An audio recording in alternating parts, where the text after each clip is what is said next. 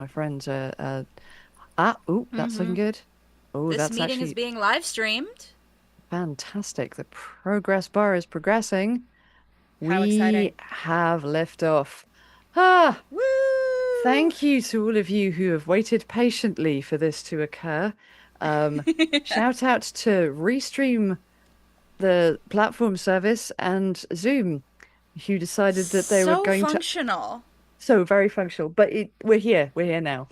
Um, this is much better than the first time I tried this with our yeah, two times writer Beth Hartley, where it just the first time we tried this interview thing, we had to come back the next week because it went, oh no, Mhm. I ain't gonna do that. So this is better. 9 minutes for the delay, I think we can cope with. So yes, okay, good, excellent. So My Wi-Fi yeah, is also causing trouble in that now I can't access Blue Sky or Tumblr, so, you know, maybe yeah, okay.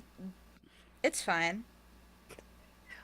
Everything's going great. It's Everything's we great. And the thing is, like, we texted this like a half hour ago, Yep, and it and was I've been gorgeous. and I It checked was I checked fine. all of this in like yesterday, 24 hours ago. It was all looking perfect. But we're here now. Maybe the way to segue this is about how maybe the future is meat-based technology I instead of think that silicon-based I technology. there's is has anyone tried? Has anyone tried meat-based? Yeah, No. could be the way Has forward. anyone made? It could be. Could we Yep. make meat-based streaming technology? There is. I don't think I ever ended up putting it into either season or the book, but I was Hmm. thinking about a form of eye-based security camera. Oh, oh yeah. Very, very interesting. Since we've segued and now we're kind of we'll try and sway back. Hmm. And what just as I'm checking to see yes, we're on Twitch. Fantastic. We're all good there. So we can have, Beautiful. I know we can have a look. We've got 3 viewers. Hi, folks.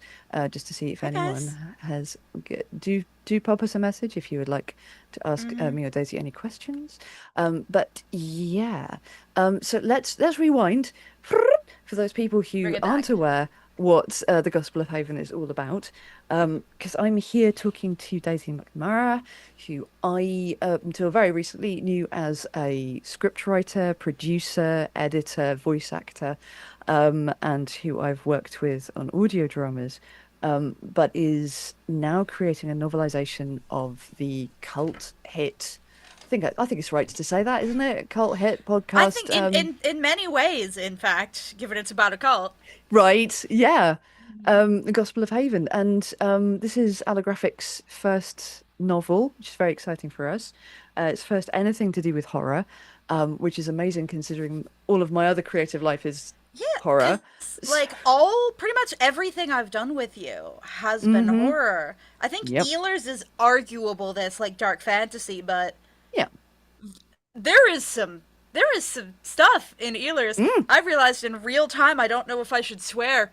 Um, As long as it's not, according to the license we've got, as long as it's not predominantly swearing, okay, we I'll should try be and good. like my family is from Boston. It is my first language, but I'll do my best.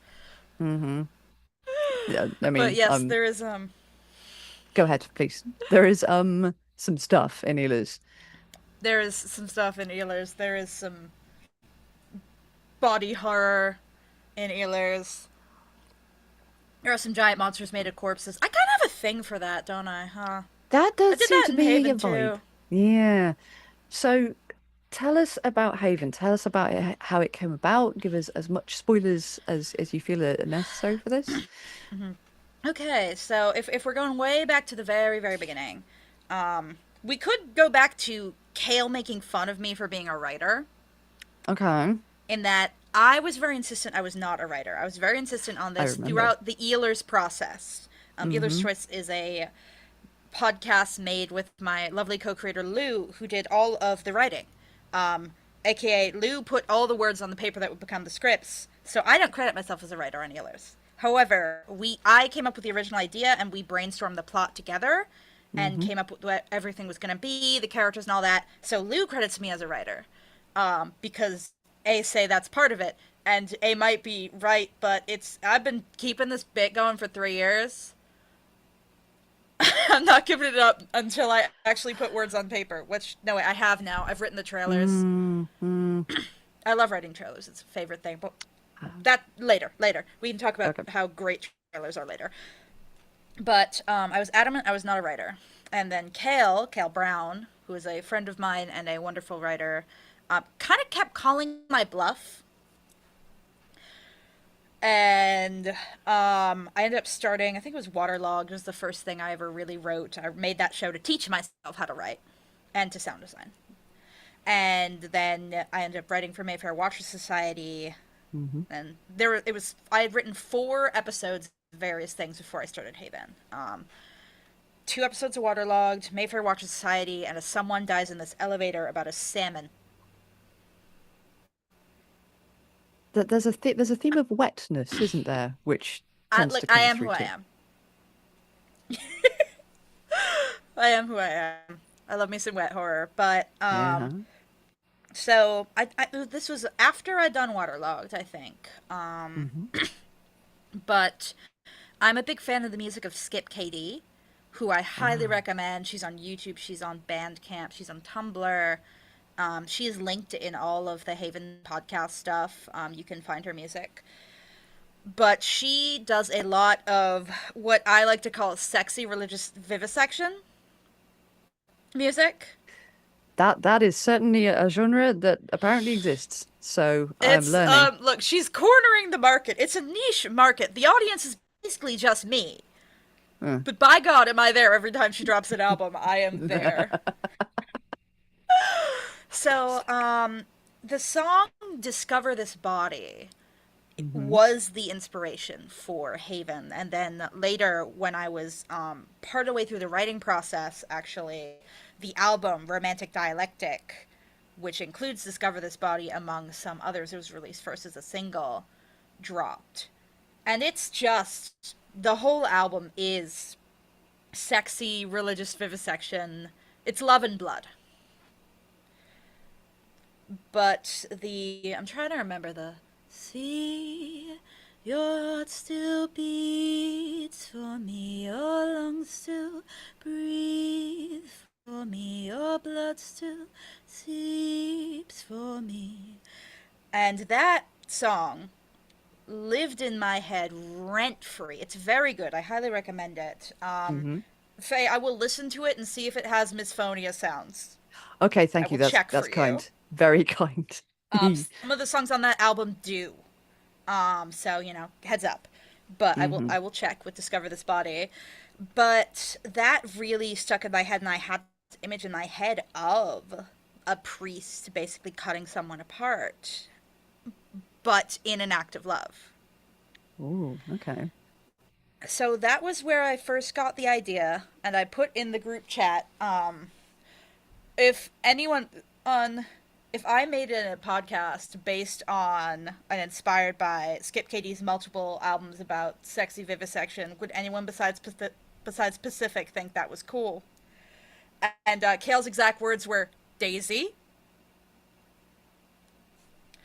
and so I took that as encouragement, and I Uh-huh. took off running. And then Mm. I'm trying to think. I have like my lore doc of vibes and me writing down quotes from various things. The lock rooms in there a lot, and images in my head. But I remember that when I first started to get the idea for the story, the first line that came to me was "Heart in the wall was leaking again" at the Dollar General in the parking Mm. lot. Okay. I don't know why it popped into my head exactly there, Hmm. but from there I was able to pull Isaiah. And then I went to the library. I bought I got a copy of Kings on Writing, because I'm like, if I'm gonna write, I should learn anything about it. And I know Steven Intersano, who is a darling and a great writer, had recommended it. So I went and read Hmm. that. And I got 3 anatomy textbooks, big ass anatomy textbooks, and I went through them like with the illustrations. Like they're this big, like they were Mm. huge, Yeah. and I took notes. and then I just kind of went off with it. I didn't You, think anyone would like it. mm, I thought it was too weird, too niche, too pretentious. I didn't think it was any good. I sent it off to my editors and I was like embarrassed. But I was like, okay, it's fine. They will tell you how to make it good. That's their job. It's okay. That's mm-hmm, what it is. And just don't look at it. Just don't look at it. Just send it to them. Don't look at it. This is my rule when I'm writing. I don't delete anything. If I mm, want to take something out, I will highlight it in pink. yeah, But I don't delete anything in the first draft because sometimes something has to get removed, but sometimes I'm just in my head about shit.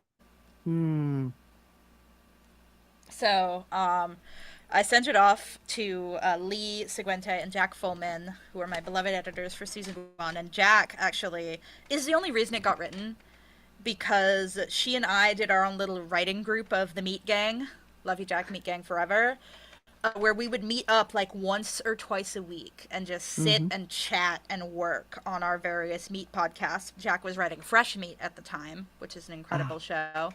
mm-hmm, I cannot wait for this next arc to come out. It's very fun. But then that was how it began, and then I was like, I don't expect anyone to like this, so I'm gonna make it cheap as hell. That's why I did the mm-hmm, narrated style. I'm like, worst case scenario, I can't get anyone to pick this up or I can't crowdfund it. I can do everything myself. yeah, I am a competent sound designer. I hate it. mm, But I could have gone some basic ambient. I'm a decent voice actor. I think I'm pretty good. yeah, yeah, very But much I so. think it was writing episode 4, which became chapter 4 in the novelization. So, Faye, Mm-hmm, you have read that one. That was when I was like, I can't act this. mm, I need a better actor than I am for this because I'm good, yeah, but I can't do this. And then, of course, I started to think about Janine, who is a actress I've worked with for a couple of years on various projects and one of my favorite actresses. mm-hmm. And from that moment on, it was written for her. That makes sense. Yeah. We should probably point out that I've not listened to No, this because it's because too I've been wet. told not to. Yeah, I have a particular kind of misophonia where I couldn't even though I was in Ehlers, I couldn't listen to most of Ehlers because of Mm-hmm. the squelching. It's very wet. So yeah, so this is in some ways like an ideal opportunity for me to engage with the story because it's about as dry as you can get having it on the page, you Hey, know. we did post of like releasing the dry cut. Troika, Do which you is like amazing. your horror dry? Couldn't relate less, but I remember yeah, you promised you would do, you were kind of like threatened to do that, and then I saw that you done it. I was like, excellent, that's what we want. Um, well, yeah, it came to me when I was on vacation, so it was very funny. But I had to wait until I got back.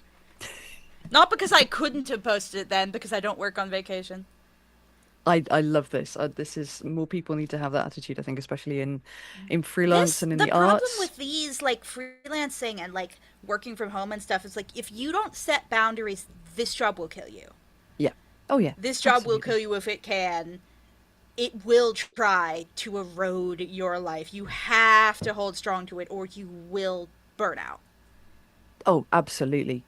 Um, Mm-hmm. I know with me it's a bit tricky because I need to record quite late at night, but I Mm-hmm. have like that set here is when I am in the booth with all the windows shut, which at the moment with the heat wave in the UK is interesting.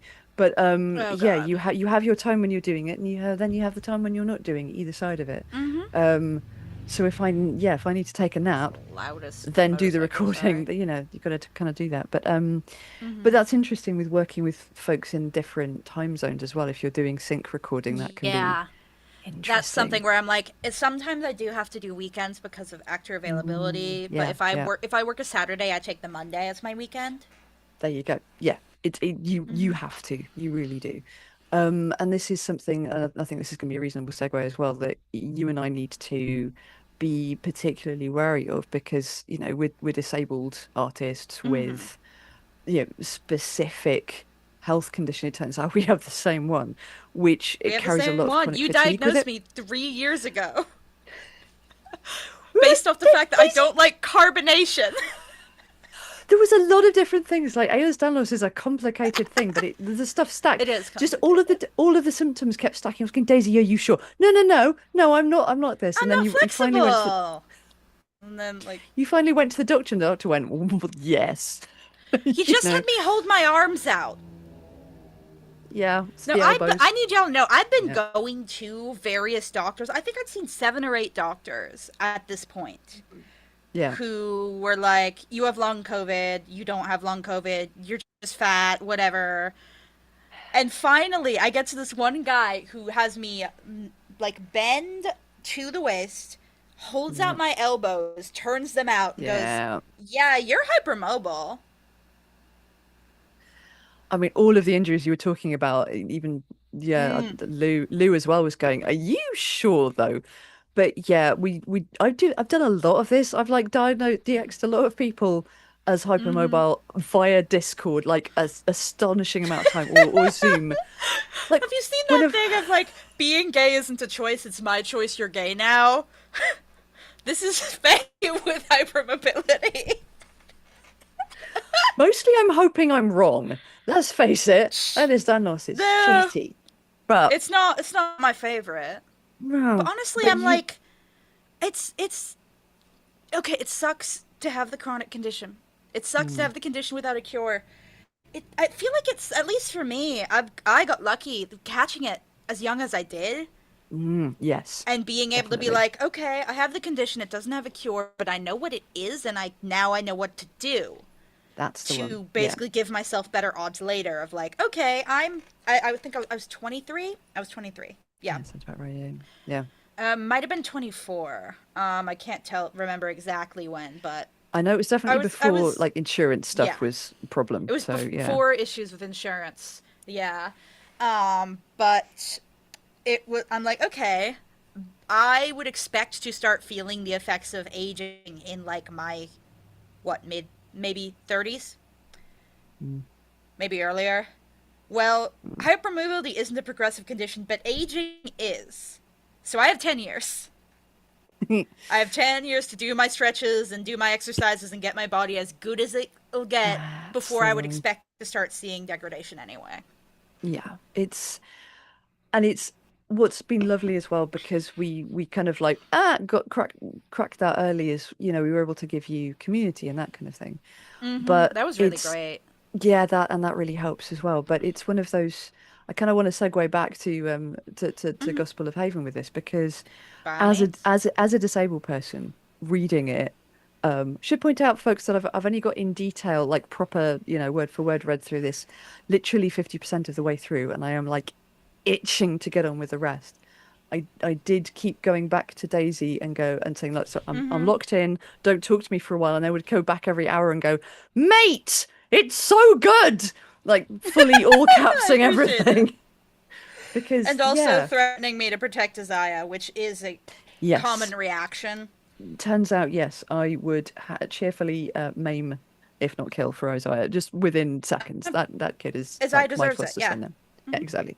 But yeah, again, as a queer person, as a disabled person, this whole idea of ownership of your body is something it's horribly familiar.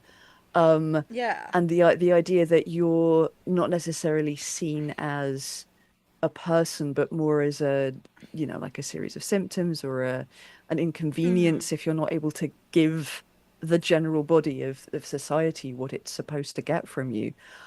And your Horribly body is familiar. everyone's Your business. business is everyone's business, and that, especially if you're an AFAB person, you've had that since you were tiny. Everyone's telling you what your body should be Yeah. doing and should not be doing.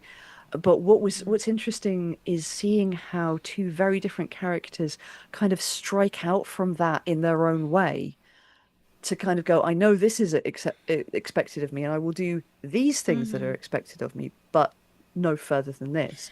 But Yeah. from I had completely fun opposite with, directions. It's yeah. I had fascinating. fun with Rebecca as like Mm, the conservative woman participating in her own oppression. yes.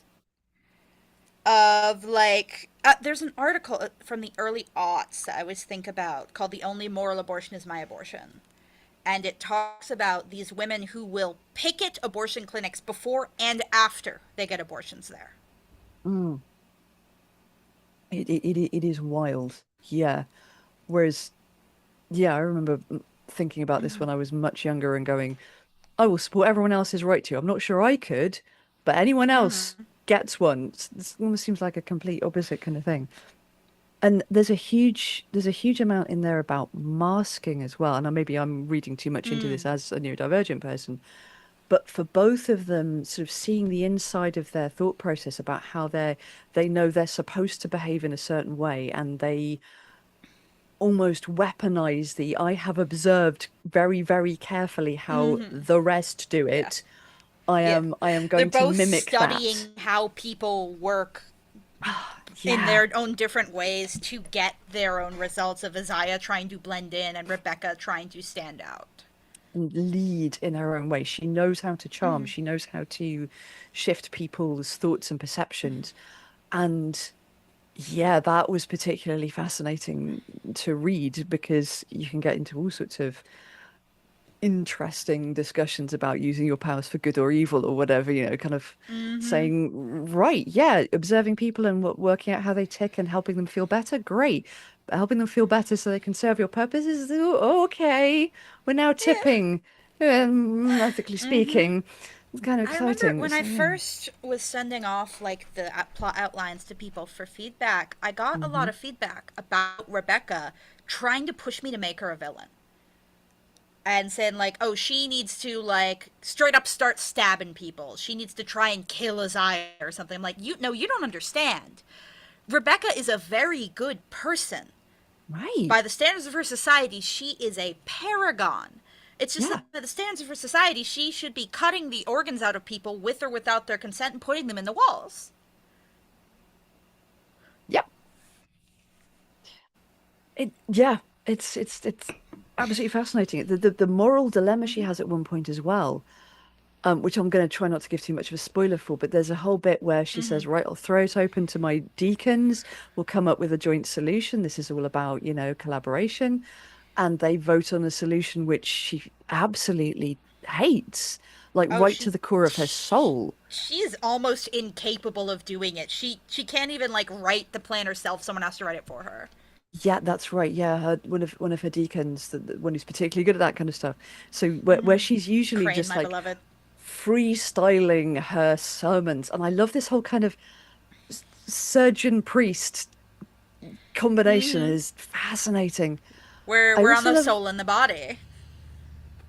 which is the same thing, with this particular world. It's extraordinary for people who haven't witnessed Haven or who are looking forward to reading the book without getting too many spoilers.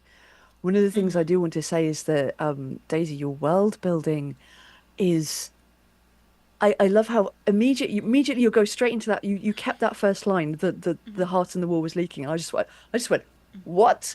Like I read it, and went, ha, out loud, and went, like I knew what I was getting into, but also didn't know what I was getting into. And what I love is the slow build. There's lots of stuff that just gets passed by as, oh, that's normal, that's normal. You don't go into huge expositionary detail, which is great for me because big exposition always has me going, oh, really? Do you want to hear my dirty secret? Please tell me your dirty secret. Anything that I explain, I have to know how it works. Right. Gotcha.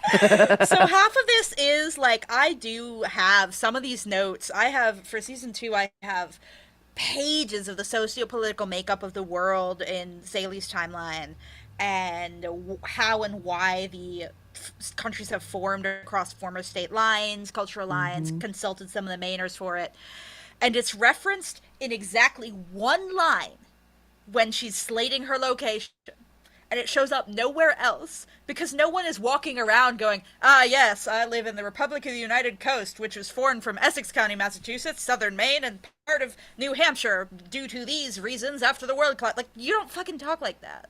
And Zaylee, don't No. get me wrong, she's my favorite character. She can be a little bit of a ditz. She doesn't care. She's trying to figure out ways to climb trees without her dad seeing her.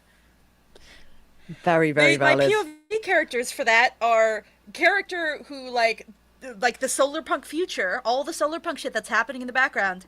The POV characters are girl who isn't super tech happy and doesn't like machines because they smell bad, and person most recently introduced to the electric light bulb. They're Neither of these people would know. So not going to have sometimes that it's lovely internal they dialogue, wouldn't yeah. know, and sometimes it's I don't know, and it will take me a lot of work to find out.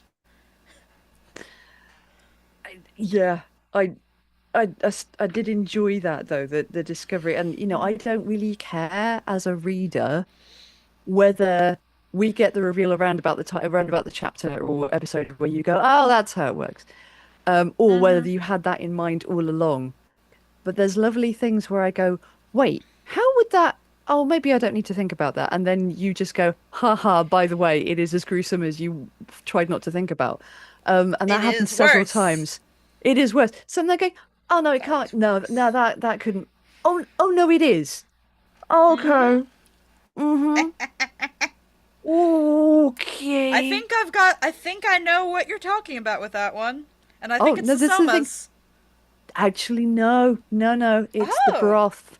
It's the Oh, it's broth the was actually, broth. yeah. Yes. Everyone's second least favorite world building detail is the broth and the fact that they don't grow coffee beans or tea leaves. What do they Yep. drink as their What are they common warm drinking? drink? What are they drinking? What are they drinking? Where does the Yeah, meat that's. come from? I mean, I have other It's questions everywhere. like, where does the glass come from? And then I go, do I want? I probably don't want to know. I actually do have an answer for that, Ooh, which was okay. suggested by a listener who is a medical student who was like, "What if it's like I think it was uric acid."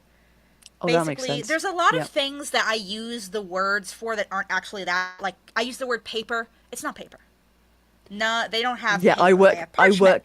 I worked that out after a while. I Uh went, huh. Yeah. oh, that's not paper. But Yep. Mm-hmm. it's there's only been 200 years since Haven split off from the greater world. There isn't been that much time for linguistic drift. Yeah. So they might call something glass, and no, it's not. It's not actually glass, but it looks like glass and it behaves like glass, and it would fuck the pacing if I had them slow down so that Crane could spend a paragraph talking about how they make glass instead of. And what does that add except, again, absolutely destroying the pacing instead of Yeah. just saying Rebecca drops the glass vial and it breaks? Right. So yeah, and I find I really appreciate that because and I read and write a lot of fanfic, and there is a lot people do like a lot of exposition, especially if they're doing something like they're doing the stuff I write for is usually historical fiction, but when people do modern versions, you can tell they feel like, oh, I'm going to have to explain how these familiar characters are in this unfamiliar place, and it just goes on forever, and I Like, go, nope. really? I have Kale to thank for this again. What Kale Yes. calls people don't talk like this syndrome. And anytime I think about explaining something, I picture Kale standing over me with an axe. Yeah. Okay. And they're like, no, nope, you can't do that. You can't explain that. People don't walk around talking about where they live and why. For the most part, people just crack on with things, isn't it? Yeah. It's It'd the be big like, stuff that intrudes. you don't run through life. You aren't going to school and then spend a moment spend like 2 minutes explaining to your friend what a fitnessgram pacer test is. Your friend who is also taking the fitnessgram pacer test and has took it their entire life. But I like this because you're essentially trusting the listeners and the readers to get it. You Yeah. are, and I find it refreshingly complimentary that I'm reading it and I'm expected to just kind of plunge into it. So Yep. arguably, I was too young when I first read Clockwork Orange when I was 14, because no one had noticed until I was halfway through it. And my dad was like, "Oh, okay, if you want to talk about that, maybe at some point." But well, yeah, I read but Dune at 10. I'm there in the trenches with you. right, but things like A Clockwork Orange, you are plunged straight into the completely, the conlang there, where he's just kind of sewn together lots of different influences, a lot of Russian and lots of various other things to make this new language. It's almost almost the same as when I started reading Train Spotting, where I had an advantage over a lot of other people because my mother's Scottish, and I was able to go, okay, mostly if I sound this out aloud in my head, I get a lot of it. But again, you don't get a glossary. You don't get someone telling you, you don't have a gentle intro. You go straight in. Here's the conlang. You will be expected to read this all the way throughout, and you get as you go along, you get the context like anyone else dropped into a new situation. And I really appreciate that in when I read things, however serious or trivial they are, where someone trusts me to get it and that I will work it out as I go along. Obviously, that's not for everyone, but I loved it personally. I love the surprises you keep pulling, and I'm looking forward to the second half of the book when no doubt there will be more where I'll go, "Oh God," and all caps at you in Discord. But yeah, I love it. I love it. But that is something I think about in that, like, and I got, can I gas up the Haven fandom for a second? Can I gas up the absolutely, Haven please fandom? do. I got Yes, so lucky with my fandom, and I think a large part of that is that it got in with the Silt versus fans immediately. yes, yeah, yep, yep. It got in early with the Silt versus fans, and the Silt versus fans, one of the most tolerable fandoms I've ever been in, simply because I'm gassing up the Silt versus here. I think it's such a gorgeous but it's a very complex work Mm, with a lot of commentary on capitalism, amatonormativity, complicity, and systems of power. You can't really get. I don't think you could really enjoy the Silt verses without having a certain level of media literacy because mm, you wouldn't be able to follow the symbolism, the mm. themes, all that stuff. It is not an entry level work. No. So, I got the Silt versus fans who are here for critiquing systems of power, critiquing capitalism, critiquing um, fascism, authoritarianism, and also loving women who are maybe not perfect saints. This is one of the only fandoms I've ever seen that cares the most about the woman. And part of that is because I don't put men in my shit for that reason. Y'all can't fixate on Mm. the one guy if there's no guy. Yep, I that's do the have one. there are occasional men, and Matthew does get his fans because he's the best and I love him. Hmm. But most of them are ride or die for Rebecca, as we all should be. Love of my life. She could make me worse. I'm guessing it's not so much please step on me as please cut me open, but yes. I've been joking, like there are definitely a bunch of poor little kids in seminary who are crying in the bathroom when they realize that no, Rebecca's not interested in you when she's so gentle when she takes your blood. It's all about the blood for her. Some It's poor sad. young deacon is crying their Yeah. heart out. Uh, or Sorry, some babe. people are putting a lot of effort into staying in denial on that one. Yes. Yeah. But Um, again, yeah, she's the best. so And the also, the Silt versus fans yes. are not as there's less of the amatonormativity, which is great for my aromanticism podcast. Yes. So I was gonna slide to that as well.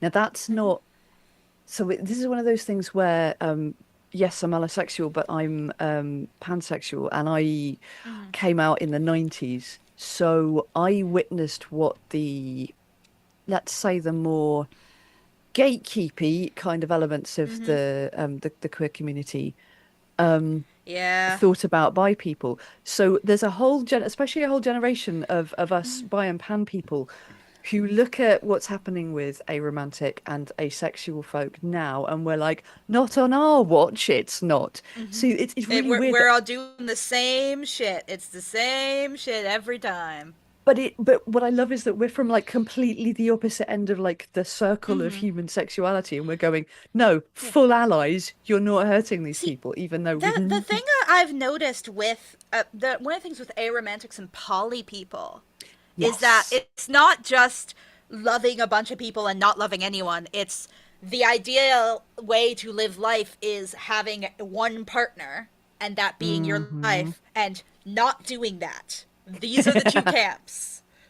Yeah, I think that's it as well because I'm Polly and I'm there Mm-hmm. going, yeah, you don't have one person to complete you. That's just weird. Mm-hmm. So, but also we get a lot back from the aromantic and asexual community in that you have come up with a whole We are bunch of brothers. vocabulary about how to describe feelings for other people. So if you're a relationship Mm-hmm. anarchist like me, I'm there going, yes, I love this person, but I love this person in this way as described by asexuals. Great, I don't need to overthink this anymore. I don't need to do that thing I was Mm-hmm. doing in my youth, which was like, oh, do I want to be with them? Do I want to be them? Is there something else I can Mm-hmm. go?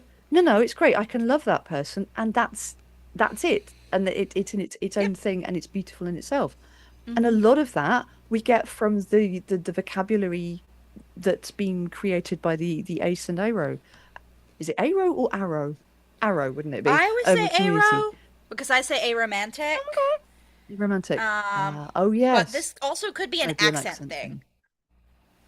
Yeah, I was going to say this may be a tomato thing for sure. Mm-hmm.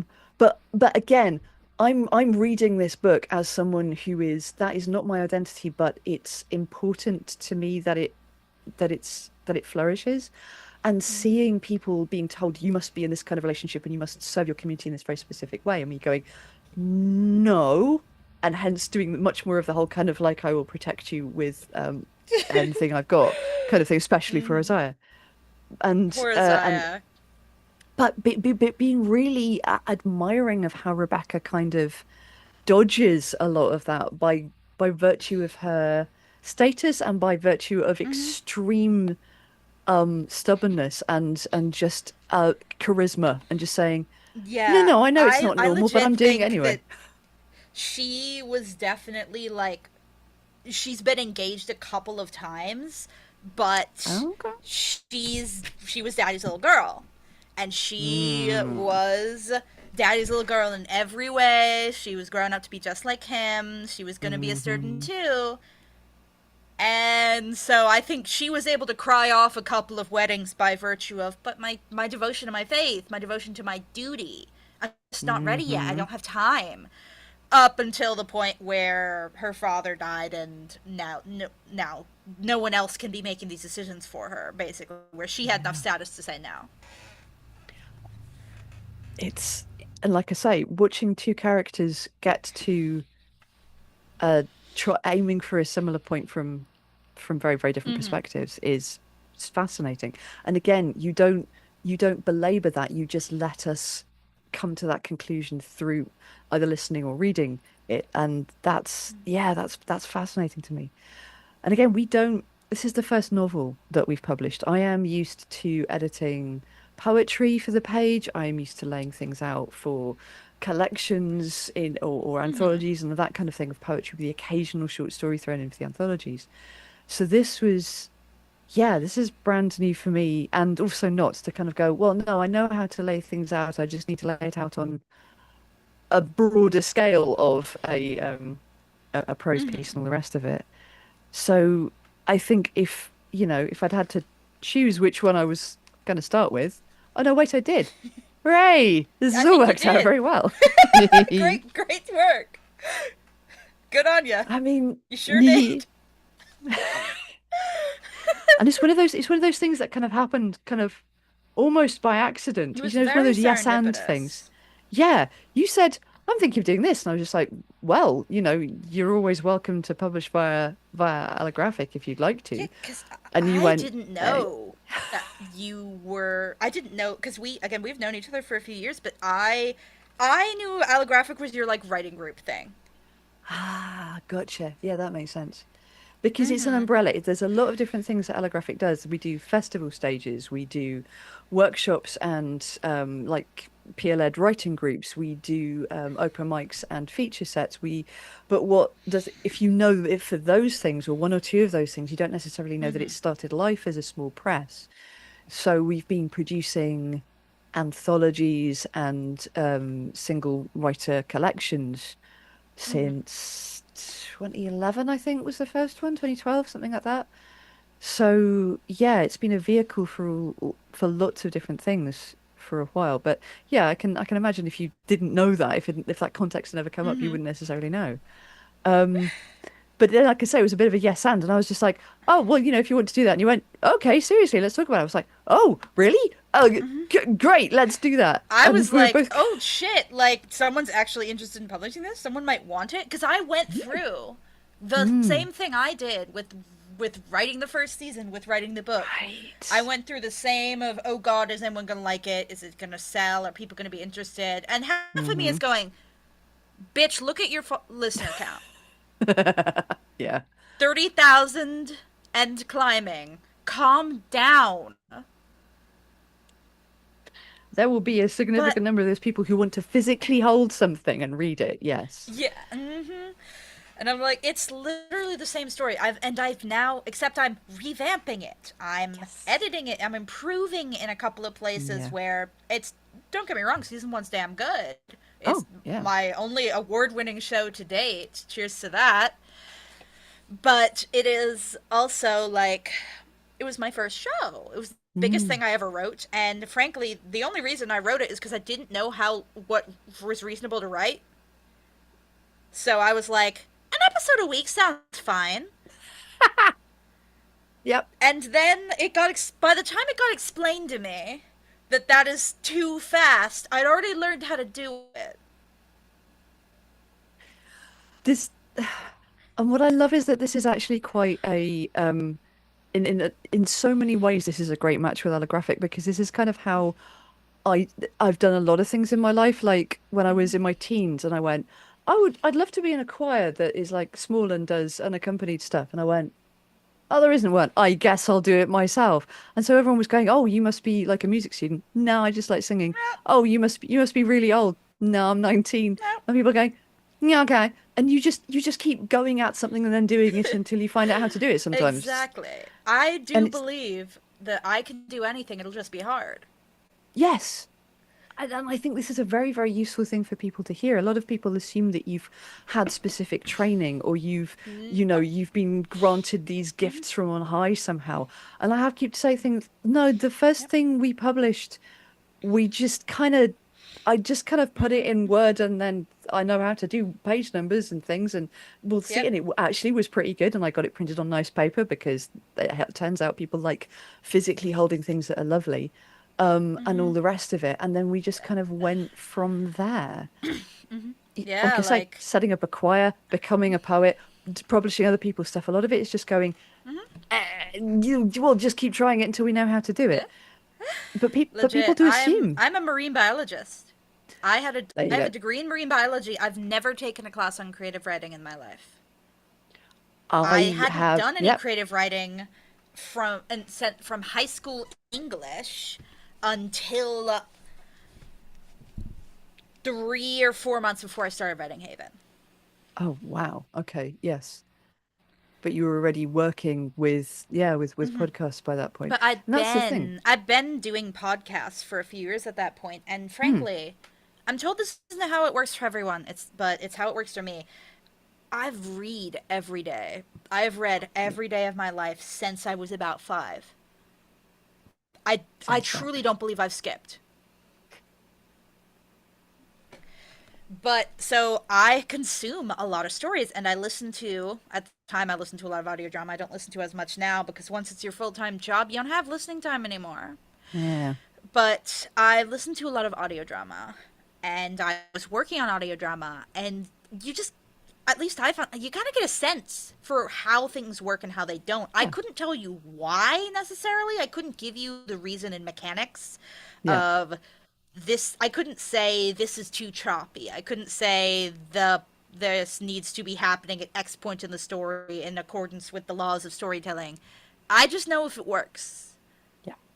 And so it's just kind of reverse engineering from first principles from reading a lot. Being like, well, I know what works, and I know what doesn't work, Mm. so we're just gonna throw some fucking spaghetti at the wall, and we're gonna give it to my editors to make good later. Do it bad, do it scared, but do it. And weirdly enough, I think science actually gives you a lot of that. I think Mm-hmm. so. I studied writing poetry in a place called Milton Keynes in which is got a very specific reputation for itself and not didn't have a very strong and independent art scene. So we did a bit there, and then I came to Cambridge. And Cambridge is an interesting one because a lot of the people that you come across in Cambridge anyway are scientists of some kind or other. Mm-hmm. Um, there's like a huge amount of, yeah, there's just a huge amount of a specific type of science and research and all the rest of it there, across the board. And so a lot of the people who we were meeting who wanted to come and listen and to perform and then ultimately to write things were scientists first and foremost. Mm-hmm. And weirdly enough, I would find that the people who had done creative writing degrees or had done English literature degrees had a very different approach to writing something in a short amount of time, for example, as people who were scientists, because people with scientists know that it's going to suck at first. It's the same Mm-hmm. as if you have any musical training, you know that Yeah, you're going to suck at obviously. It first. has to. It has to just suck, and then you learn by doing it wrong and weeding out the mistakes Mm-hmm. until it works. Make And it real now, make it bad later. Make it good later, rather. right, yeah. But what I'd see quite often, and it's not universal, but often enough, people who'd had the formal training in it, part of what they'd been formally trained in was how to critique in a specific way, which means that they were critiquing themselves. They were doing this thing which I Mm-hmm. say it's like they're saying to themselves it's not good enough yet, and they haven't even written one word. So I'd be saying, Mm-hmm. "Hey, have you finished this thing yet?" Because we used to do commission stuff, or, very very Right. fast commission stuff, which actually just gets you good at writing fast. We'd have like a Legit. stall at a festival or a party or something where we'd say, "Tell us who you want us to write a poem for, and anything about the vibe or anything about the person or the thing or the occasion or the your shop or whatever it is," and we'll Mm. write it. Come back in like half an hour, an hour. Small children like to watch you writing the thing, which can be a little Oh, that's off-putting. good. Yeah. That's so fun. Once you've written a very, very specific limerick for a small child who is literally standing there going, "Have you done it yet? Have you done it yet? Have you done it yet?" I think any other pressure of creative writing is much Mm-hmm. easier by comparison. Yeah. But again, I would be talking to someone going, "Hey, you picked up that particular commission. Is it finished? Is Why haven't you started? Oh, it's not good enough yet. Um, you haven't written anything." Mm-hmm. And yeah, it's I got really interesting to see. yeah. And yeah, I think I got go ahead. lucky Sorry. in when I started producing, when I started working in podcasts. My assigned turnaround was a week on whatever I was doing Gotcha. at the time, audio editing, acting. Um, I had a week, and I was working. I was going to school. I was working 80-hour weeks, right? I Yeah, I could remember. not get precious about anything. I could not worry about it. I could not spend time getting it perfect. I didn't have time. I didn't have time. I wasn't sleeping anyway. I didn't have time. Get it good enough, get it out the door, because if you are late, the next guy gets fucked over, because the next guy's got a week. And if you take 8 days, That's the the one. next guy's got 6. Yes. So I Although I am had going to to learn how to do recommend to things people very watching this quickly. that Yeah. sleep is a good thing. Sleep is Yes. a good thing. Do look, I destroyed my health. Don't do that shit. I was very poor. I was not doing it for fun. I was eating seaweed off the beach and chicken broth from the food bank. This is I was not living Yeah. well. But it did teach me, like, okay, get it out the door, get it moving. It doesn't have to be perfect. It has to be done by Friday. Go. Yeah. And Uh, so, and like, but that also, but it was that responsibility to the next person, which I think is kind of important mm-hmm. as well, because No, that's so important. everything you've said so far, you don't talk about yourself as writing or producing in isolation. None of No, this of is course. possible without teamwork, without collaboration, and all the rest of it. Mm-hmm. Um, so yeah, talk to us a little bit about that, about your favorite experiences with collaboration. I feel like, because again, I started with SCP archives. Yeah, oh, Um, yes, yeah. I was a it was an open casting call for SCP 1730, which is a Hmm. 4-part 40 roll skip. God, yeah. I would not have gotten into that if it was not a 40 roll skip. I was on a blue snowball, and I was not very good yet. Again, I was 19. I've taken one acting class in my life, and it was later. So, but Yeah. they needed warm bodies, and I was good enough, and I could turn things in on time. So, and then I got brought in on that, and then I went off and worked on Meddling with Monsters with Dana Kreisman and a couple other folks. Dana is now my in-house composer on the Gospel of Haven. She taught me everything I know about editing. Um, Mm-hmm. but it was, she brought me in as her editing assistant on Out of Place, I think it was. But that was when Mm-hmm. I got used to, I think it was Out of Place, I got used to the time, the production timeline that I still use, though I've expanded a little more now. Of now everyone gets two Mm-hmm. weeks. I'm very generous. But it was okay, you have your writer, then it goes to the Mm-hmm. actors, audio editor, sound designer, composer. Yeah. So that's how I learned how to make a podcast, is that you have those people. And some of them can fill multiple jobs. Dana was sound designing and composing. Mm-hmm. But Some people are acting that and was editing. Yeah. Yeah. exactly division of labor. So that's just the production schedule and the production team I got accustomed to. And as shows get bigger, you get more of that. You'll have multiple editors. You might have someone who focuses on marketing. You might have SCP. I try and keep two of everything: two script guys, Yeah. two dialogue editors, two sound designers, two composers, basically so that no one's waiting on anyone. Yeah. Every you finish Smart. your episode, I have the next one ready for you. Well-oiled machine, keep rolling. Yeah. And we are recording fully into June. And we've taken a pause from recording because we are so far ahead, but we are recording into next June. We haven't been Yeah. recording for a couple months now. Your buffer is just on a different scale for sure. Love the It's buffer, quite worship extraordinary. the buffer. I hate working week to week. I hate crunch. It makes me so stressed. Yeah. Yeah. Yep. Yep. I was hired at my current job to remove crunch, and I have. Yeah, I remember talking about this with you with timelines for getting the book out. And Mm-hmm. you were just very adamant. If we have to, I guess, Nope. but I don't want to, and I don't want anyone else to have to. And I'm like, Mm-hmm. yeah, fair. Because when you do, Like, I'm when you're a not. small organization, you kind of get used to doing everything yourself, and it's not good. No, it's bad for you. Mm-hmm. Yeah, it's that I've gotten to the point where I'm like, I can't compose. I can do everything else. I could, in 4 hours, write, record, edit, sound design, and release an episode. Hmm. I couldn't do that more than twice in a week, maybe, but I could do it. And I Yeah. occasionally have. I have when it needed to happen. Once I dialogue edited, I think it was 7 episodes in 36 hours when stopping to eat and sleep. Yeah. Okay. I Yikes. am capable. The point is that just because you can doesn't mean you want to, doesn't mean it's good for you. No. And it's also not a good example to set other people as well. If you're expecting that, Exactly. yeah, If I don't take time off, they're not going to think they can take time off.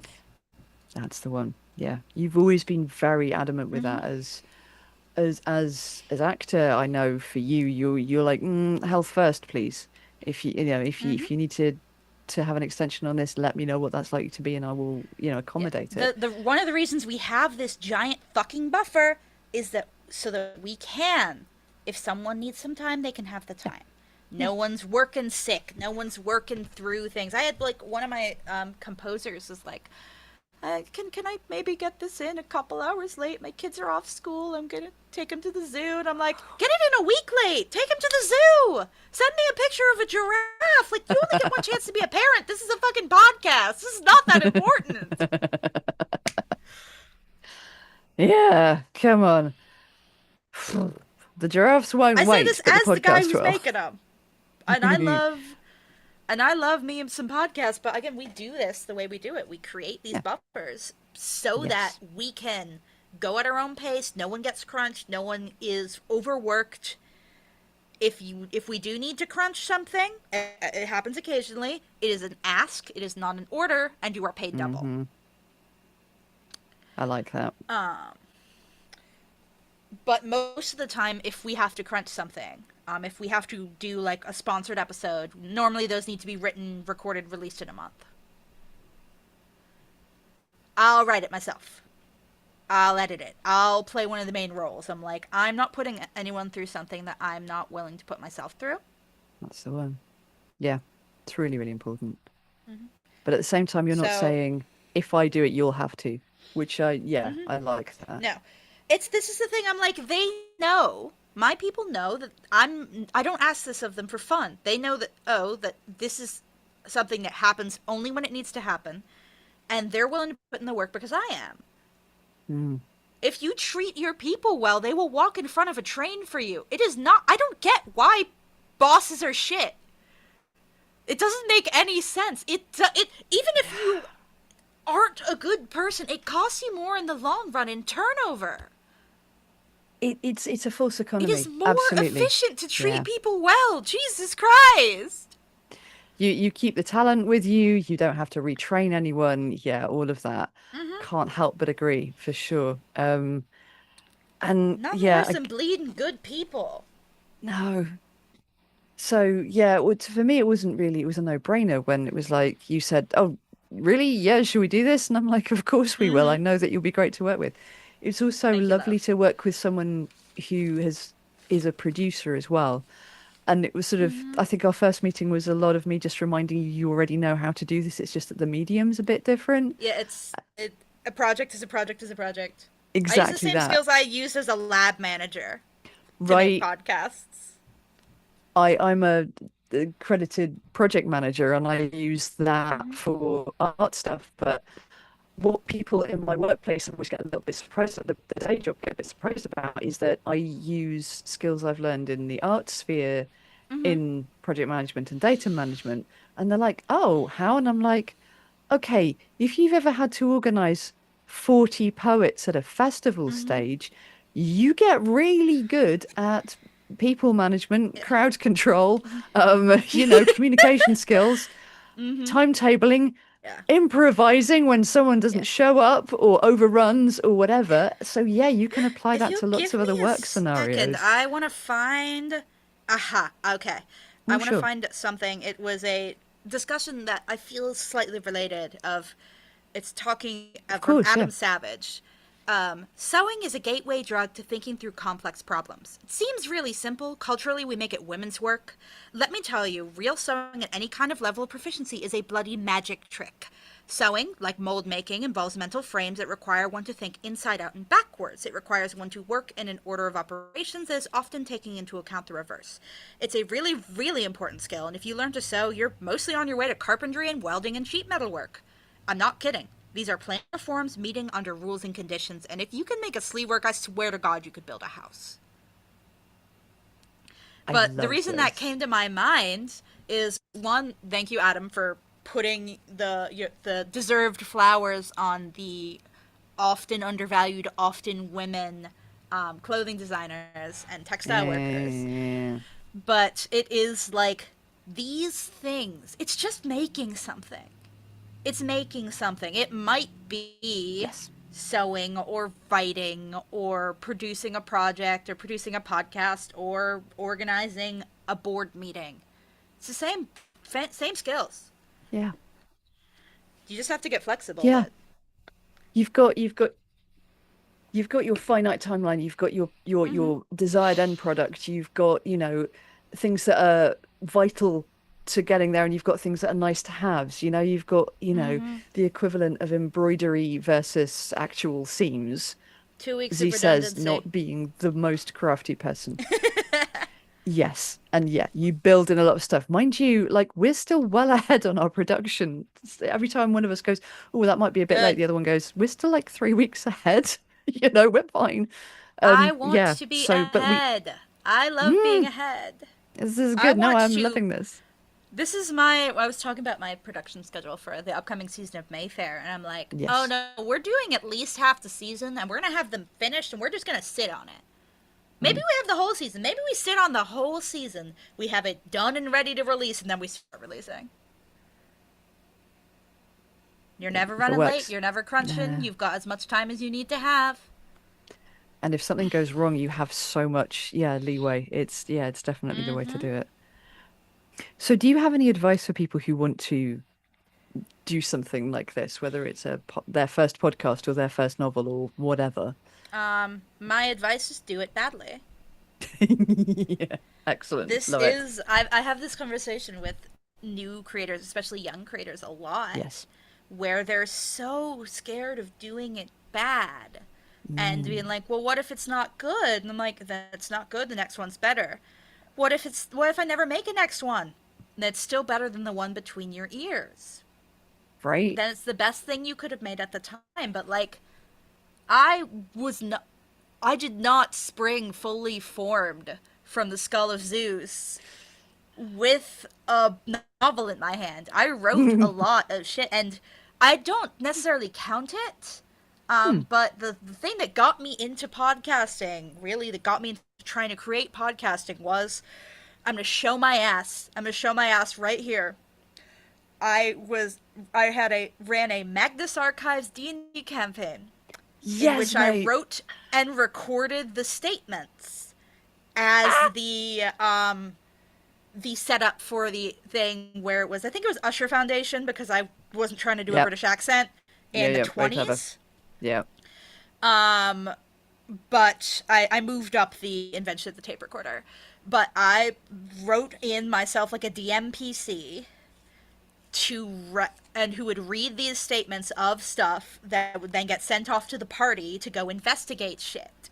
Mm-hmm. And they're still in my email from the time some of there's probably about 30 of them, and if God is kind, they'll never see the light of day. I'm sure they are just they're probably dog shit. I'm gonna give myself the credit and say that I keep thinking my stuff is dog shit, so maybe they're all right. But I wrote a lot of those probably dog shit scripts before I wrote the thing that eventually became Puddle in Waterlogged, which I Mm-hmm. thought again was dog shit, and then all of you told me to shut the fuck up, and it's Mm. good. Yeah, I remember doing a lot of all capsing for you saying you're a writer, and Lou I keeps saying remember that you, Lou is, yeah, yeah, gone. coming into the chat and opening with "beloved idiots." Both of you doing your best to put yourselves down. Although I'm not really, but I'm not really. Yes, I think I might have even like large font, all caps, beloved It idiots. was, yep. And this is something I've learned this. I've learned this. This is a skill. This I'm telling you this now. All Yeah. any first grade creators. Ego is a skill. Mm, Belief in yourself is a skill. You can teach it, you can learn it. mm, I did not again, I was started this I was 19. I had no formal training. I was terrified. The guy I yeah. was working for had written books older than I was. I was fucking terrified, but I was also Yeah. aware that I was a woman. And that Mm, if I showed fear, it was over. yeah. It was done. Yeah. I could not show that I didn't believe in myself because then no one was going to believe in me and it was not going to go well for me. And I was poor as fuck. I needed that job. Yeah. Yeah. I needed the money. So it was just fake it till you make it and act like you're hot shit up until the point you believe it. I remember I was at a knitting group a while ago. Yeah. Um, and I was explaining something about work and I was like, "Well, it's difficult, but I'm very good at what I do." Yeah. And someone laughs and says, "Not modest, you see." And I said, "Ego is a tool of the successful," and kept talking. But I was saying there like modesty is a tool used to control women. Yes. Yeah. Why do I have to All the way put through. down my successes and but be honest about my faults? I'm not good at everything, but I'm very good at this. Yeah. No, I've had that, and I've had that both from well, from Mm-hmm. at least two genders of people when I've said, "Oh yeah, I'm very good at this," and people, "Huh." Or when someone praises you and you say, "Oh, thanks, yes, I do I enjoy doing appreciate this. it. I'm pretty good at it," and then people say, "Huh." you're not that good. And I'm like, well, okay. You have to just kind of let them get on with whatever their Mm-hmm. thing is about Yeah. diminishing you. And again, this is another thing which goes so well with, like, we have this whole allographic philosophy of, which you've Mm-hmm. probably again seen in a lot of No self self-diss. group chats, right? No self-diss, which we stole that phrase from Jonathan Kinsman, incredible poet who I is currently up I in tell a Edinburgh lot of doing his people thing. about no self-diss. No It, apologies, it, no it self-diss. spreads.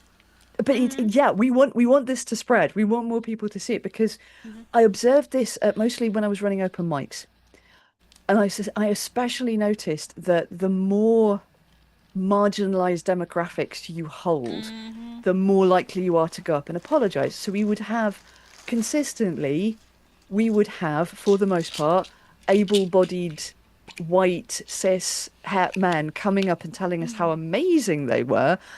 Buy my CD, buy my book. And you go, I haven't heard a single word apart from the self-praise yet, buddy.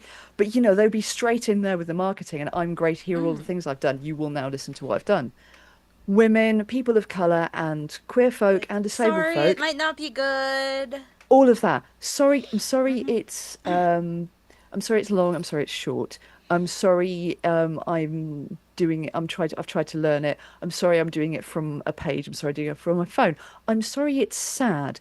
I'm sorry it's happy. Literally, the number of women who have got Nope. up and apologized because their poem is too happy, and we're always like, no, no, all of it's good. Bring us the happy poetry as well. Because I think there's also a thing where people go, oh, well, if it's not heartbreaking, it's not real. And it's like, it's all real. Mm-hmm. I want to hear I all of I it. will. Once we are done this conversation, I have thoughts about Burger and Fry's art, but Yes. Well, I mean, we have this thing. We have occasionally people turn up to the writers group. Not so much nowadays, but people will turn up and tell us what is real poetry and what is not. So there's one oh, gent who turned, oh, that was fun. One gent who, by the way, persistently oh kept misgendering me. please. He was great. So he just kept telling us what wasn't poetry. And I had to just come in and go, yeah, except no. Because as far as I'm Stop concerned, that. it's still poetry. It doesn't even need to be good. It's still poetry. I don't care if it's on a Who died Clinton's and made card. you If god of it's poetry? right, is it in a cracker? It's a poem. If people recognize it as a poem by one of these many things, it is a poem. I don't care whether it's good. I don't care whether it's to my taste. Like when I'm doing Mm-hmm. anthologies, there'll be plenty of people writing with things which I know are, I can tell they're good. I just don't like them. But I go, no, this is going in the anthology because it's, No, legit. yeah, the quality is there. I get a lot of scripts that I don't I've made shows I didn't like. I They think weren't that's reasonable. forming. Yeah. It not Yeah. being something I personally enjoy is not a marker of quality. Yes, exactly. But I have zero time. Like I have zero time for people saying, "Oh, you have to be this oppressed to be in this group." Like the number of people gatekeeping the whole LGB before the T or LGB without the T people. Mm-hmm. Yeah, all of that kind of thing. The disabled groups I'm in where people go, oh, well, you're not really disabled, are you? Or blah, blah, blah. Lots of things nowadays about why are young women using walking sticks? Oh, I don't know, maybe because they need them. And we're having a Mm-hmm. fair number of people writing out of their arses about how, oh, it's making the rest of us look bad. No, it isn't. I don't care why that No, it person's using isn't. a walking stick. Someone's using a cane or a And walking aid or something like also, that, it's something if the able people get into it, they'll sell more of them. right? Like It it's like like you don't there is a want level at capitalism to which work. if we're selling out of accessibility technology, that's one thing. But if it's creating a market demand, capitalism doesn't and will never care about us. It cares about the profits. Yeah. If we are profitable, Oh, again, because I've been out since the 90s, I've watched us go from vilified to, oh, we could make money out of the gays? Cool, let's uh-huh. sell more rainbow shit or Yep. whatever. But the fact that, we Rainbow started being capitalism is a litmus test on cultural acceptance. uh, but there was also which newspapers would talk about it and the way they would talk about it. And I remember when, Mm-hmm. the right gays were getting married and suddenly it was like, oh, that's okay. So it's turning up in some of the most horrendous right-wing newspapers. This is the right kind of gay because white, straight acting man, cis man, that's the right kind of gay. But It does, but Mm-hmm. weirdly enough, it does give me a bit of hope because I'm like going, well, I've seen this happen before, and I know that we will There's nothing progress. new. But but I also have, and I'm like, mainstream society will always gatekeep everything about us. We shouldn't be Mm-hmm. doing the same thing. I'm very much about Legit. umbrellas, right? If you need to shelter here, then you belong here. If you don't have your own Mm-hmm. shelter, you come on in here. I don't care. As long as you're not going to actively Solidarity. damage us. Yes, solidarity is a really, really important My thing. So brother is not my enemy just because he's not fighting the same fight I am. We're all fighting the one big fight against the one in charge. that's the one. Yeah.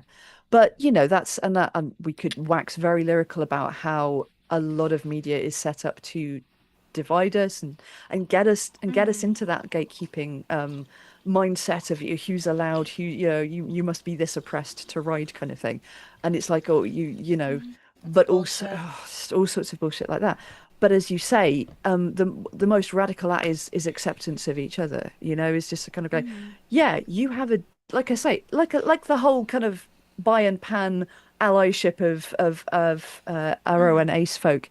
It's like our life experiences are entirely different. We don't actually need to feel what you're feeling. We just need to know that you Mm-hmm. need Yeah. support.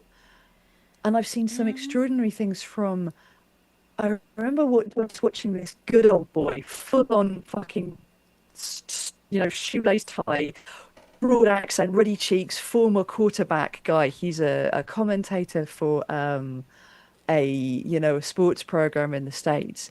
And he's talking about this trans lad who wants to I compete with other remember. Yes, boys I've seen in. this. Remember this? And he said the most perfect thing. He was like, I don't need to understand. I don't need to know what this guy's going through. I just need to know that he needs help I can offer. And Yeah. I'm like, I think it was oh my I don't God, need to more of understand his you, world for him to please. deserve to be a part of mine or something like that. That's it. Yes, I couldn't remember that. It was something very, and it was just perfect. And I got, even talking about it now, I still get literal goosebumps. And like I say, we're in the middle of a heat wave. I shouldn't be getting goosebumps for anything. But remembering this, you know, brick shithouse tall, good old boy telling us, I don't need to understand. I just need to give him what he Mm-hmm. needs. What the hell? It was beautiful. And I'm like, right, more of you. But also thank you for saying that from your position of authority, essentially, because you just have Mm-hmm. authority because you're a tall white guy with a platform Yeah. and everyone just assumes. But yeah, but we really shouldn't be saying that within. And I love that again, the more we've worked together, the more I've gone, well, actually, as far as I'm concerned, Gospel of Haven is a perfect match for all of the stuff that Allographic is Mm-hmm. trying to do. So yeah, we've never Yeah. published a horror novel before, but a lot of what you yourself embody, let alone what the book talks about Yeah. in its beautiful ways, is absolutely what we should be Yeah. trying to say. Now, we'll have plenty of people Is going, do you know what? I don't like horror. And I'm like, that's cool. You'll have someone in your life who does, but you also, do you don't have people in your have life to, who, yeah, but our I call it the hat trick of hmm, aromanticism, autism, yeah. physical disabilities in there too, but I Oh, think physical disability absolutely. is more in there because I'm disabled. It's not as intentional of a commentary, but it's Hmm. there. Are you Hmm. aromantic or are you poly? Do you have a Yeah. form of relationship that is not? You will pick one partner that will be the person who completes your life that you will have children with. Like, Yeah. oh, we are not all the same, but we believe in our beliefs. Of their beliefs is like we are, and I am honestly, I'm sorry. Although I've had it too good for too long, Yeah. Yes. y'all get all of modern media and culture. I'm do the Mean Aromantic podcast, which is and that was something I enjoyed about when I first did it. Of Dana, who is my mentor, Hmm. she had said like she never really understood aromanticism. She Yeah. accepted it completely, but she Hmm. didn't get it. She is a one of those people who is like, nope, I love, I want to have a partner, I want to have a life with children, I want to have all that stuff. Hmm. But like having when she was listening to Haven to do the music, she was like, I felt like I understood you more. Oh, that's beautiful. It's And genuinely that beautiful. is the purpose of it. That is the purpose of it, both for people who have aromantic people in their lives and aromantic people. because God, if I had known, and I figured out young. I did figure Yeah. out young. I must have been my early 20s, Mm. maybe 20, maybe 22, something like that. I figured out pretty young, but it would have saved me a lot of heartbreak. And there are a lot of people who don't figure out until they're much older than me Oh, that yeah. it's okay to not do this. I had like the first person who came out to me as Ace was in his, I'd say he was in his 60s. And Mm-hmm. I'd barely heard of it as a thing before. So like this is early this century, I'd say. I'm standing at a bar waiting to, getting a drink so I can go in and do the poetry gig I've come back for. And Mm-hmm. guy comes up to me and he'd always up until that point be this incredibly like very angry a lot of the time. Like quite Mm-hmm. quietly spoken, but constantly there was this rage in him. Like f- yeah, Mm-hmm. pretty much constantly. But this is the first time I'd seen him smile that openly, look that soft. And he just starts kind of, it all just starts tumbling out of him about how he's discovered this thing and it explains everything about himself. And he thought because he's a very religious person, he was thinking, oh, it's just like first of all, he was thinking, oh, maybe it's part of Catholic celibacy, guilt. No, no, not Catholic guilt. It's about his celibacy and his like dedicating himself to God. Mm-hmm. But because he'd tried relationships with women and they hadn't worked, he'd done that classic thing of thinking he was broken. And Mm-hmm. he'd come across the term and he understood it and you could see. And I remember the first time I came across the notion of bisexuality and it was just a thing. And because I'd studied Mm-hmm. Latin at school, I went, oh, yeah, no, I can see how that would work and the rest of it. So Mm-hmm. for him, finding that word, finding that concept and it No, just kind of going, legit. oh, everything clicks. I'd never seen him glow like that. And even though I was standing there going, I have no idea what it feels like to not have and not Mm-hmm. need sexual attraction and romantic attraction. But for him, it's completed him in the same way as, not completed or fixed, but you know what I mean, has made sense of Yeah. himself in the Mm, same way as it's discovering that there were you other options for know me. that you're not wrong. That there is the growing up aromantic. I've described it as like you are aware. You are not like the other children. There is something Mm. fundamentally wrong with you because the only people who live without love are villains. It's a stock villain motivation. The people who can't feel Right. love are, Yeah. and I'm using this term in the context of its ableism, not as something I believe, Yeah. sociopaths. Yeah. That's the one. Which again, not true about people with sociopathic conditions, and I think using as a pejorative is shitty, but it is something that we say Yes. and Yeah. Yeah. that we believe, and that people who live without love, it's either that or it's a tragedy. It's so sad you've never been Right. experienced this, and anytime you come across in fiction a character who's like, I'm not interested in relationships, I don't want one. At the end of the day, the point of that is that they meet the person who fixes them.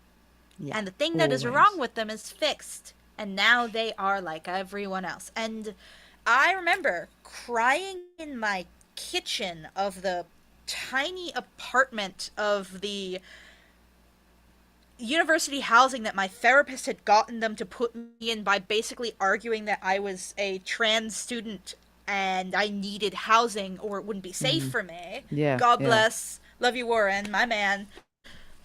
But crying in the kitchen because I realized I didn't have to keep saying maybe someday. Yeah. Yeah. I can Because imagine. that was something I was doing for other people and not for me. And I've cried in the kitchen and then I asked my mother, her one of her best friends since childhood, since they were like 6, Cleary. I'm not going to go into the details of her story, but she is a person who, as long as I have known her, has not had a partner. Mm. And she's in her 60s now. Mm. And I shot her a text and was like, "Hey, you've done this. What what is this like for like are you do you feel like you've missed out? Is there something like I asked her if it was okay to ask first. I was not like, "Hi, person I know mostly. Tell me the details." But her tell me like I live my life. I have a job, I have my friends, I travel a Mm-hmm. lot. I go to Thanksgiving at various friends' places. Like, she Mm-hmm. had a full, complete life. And I'm like, oh yeah, you can do that. And I don't.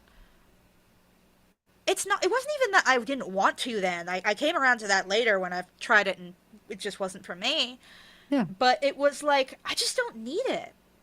Mm. I don't feel any lack. I don't feel any interest. And if I had known that earlier, I might have saved myself some grief. And I want people to Yes. be able to, because again, it's not something that we see nearly often enough, in my opinion. I Yeah. remember the Siltverses and Sister Carpenter being the first time I ever saw an aromantic character. That, That's or it might have been Old Gods of Appalachia's Witch Queen. awesome. So audio drama wins for audio drama. Okay. I love the freedom audio drama has because you might only have two people listening and it's fine, or you might have loads, but by that point, who cares? You're already writing it for yourself anyway. For people to be experimental, it's one of the last places I think people feel that they can just be as fully indie as they like. It's got a whole bunch of freedom with that, which is Yeah. wonderful. And it doesn't Um, have so much of a financial barrier to entry, yes, so that a especially lot now. of Yeah. marginalized creators can, especially I see a lot of Mm, disabled creators, a lot of disabled creators. yes. Yeah. Hmm. Yeah. I remember Ella Watts was asked to, recommend some disabled podcast creators, and it was a long list, and she Long was ass just almost off list. the top of her head on Tumblr going, yeah, Hmm. because there are a lot of us out there. I think I One was thing I on wanted it. to go back to though, because I think I definitely was, because that's how I first she tagged me. I was like, oh, cool. Hmm. But one thing I wanted to kind of dot back to a little bit, and I think it does fit into the Hmm. story of Haven quite well.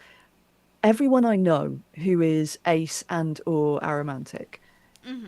has a lot of love in their life, both to give and to receive. Hmm. So again, this religious guy who was telling me he discovered that ace is a thing and he's not broken it. Hmm. Because he's studied this stuff, he likes to talk about agape because the Greeks had Yes, like, I've was heard it of this five a or bit. six The words? Yeah, five kinds of love. There's like that's the the one. sexual, familial, friends, God, romantic, country, and like humanity, kind of something hmm, like that. Yes, we'll need to look it up. I'm sure philos, people will say agape, eros. oh, I should have thought about this. But yes, so there are these five types, but agape seems to be one that's particularly applicable, especially for arrow Hmm. ace folk, because like I say, every arrow ace person I know, or every ace or arrow person I know, there's a lot of love. Hmm. You are very comfortable and free telling people that you love them. This is one of the things I love Hmm. about working with you and being your friend is that's something that's open. Um, and yeah, other folk I know, they have large circles, they have family they're close to, they have really, really tight friendships, they have people who they love. It's just that they don't have a very specific modus of Hmm. love that we're told is supposed to be the ultimate one that we're supposed to be aiming for, The that big everything else is one. practice for, which is Hmm. so much crap. And It is. yeah, so when people sort of say, "Oh, this is a It's loveless being," and I'm like, it couldn't be any further from the It's truth. like, no, Actually, this is we someone who is are and limiting do. their love. We Yeah, have so much love in our. It's not that we can't feel. I've never been able to get anyone to explain to me in a way that made sense the difference. I I know think you you've just have to asked feel us. it. I Yeah, think you just have to feel it. I don't think there is any way to explain to someone who can't feel it, like I can't, of the I just know, like, what's it? It was a James Baldwin, which is talking about something completely different, I believe. But it was I just know I love you, and if I duck it, I die. oh, that's gorgeous. But then that's James Baldwin, Hmm. so yeah, everything was. Yeah. But yeah, I kind it's of assume that. it's like people who are anosmic, they can't smell anything. If they've never Hmm. smelt anything, how are you going to explain to them what scent really is? Like, Hmm. you've only got like analogies. It's kind of a bit like this, but with extra steps that I can't explain to you Hmm. because you'll never know it. So, Yeah. but it's not like that person can't function or has no senses whatsoever. It's just one sense they No. don't have.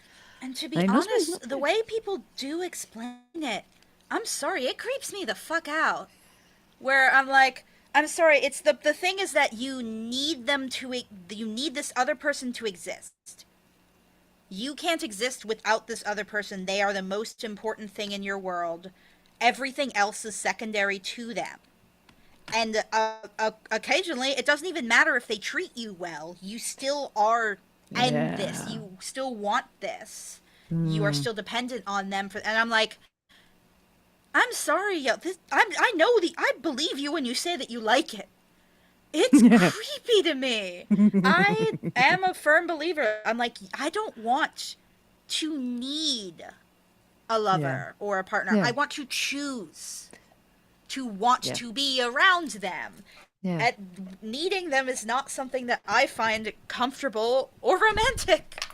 You need to be your own person who is enjoys and like you're like more than the sum of its parts, but not half of Mm. a whole.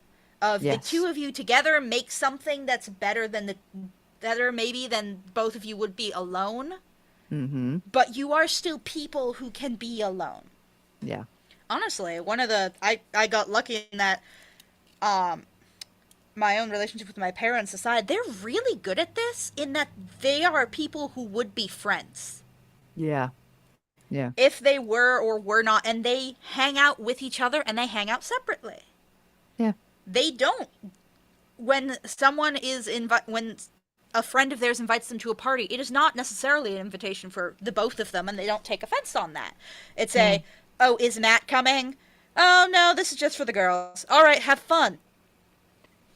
Yeah. I know that in relationships I've had in the past where it's assumed that they will we're kind of basically joined at the hip and anything else is an insult. Mm-hmm. That's never gone well for me. The It's not relationships I'm in now, great. I love the fact that I can go to a party with either one of my current partners and we Mm-hmm. might spend about 20 minutes like accumulated together at the party. Uh-huh. The other person will wander off and talk to other people and do other things. And Yeah. occasionally you'll kind of catch sight of them and there'll be a bit of this or you'll join up, Like hi. share the tea that you've gathered from other Mm-hmm. places, then off you go again.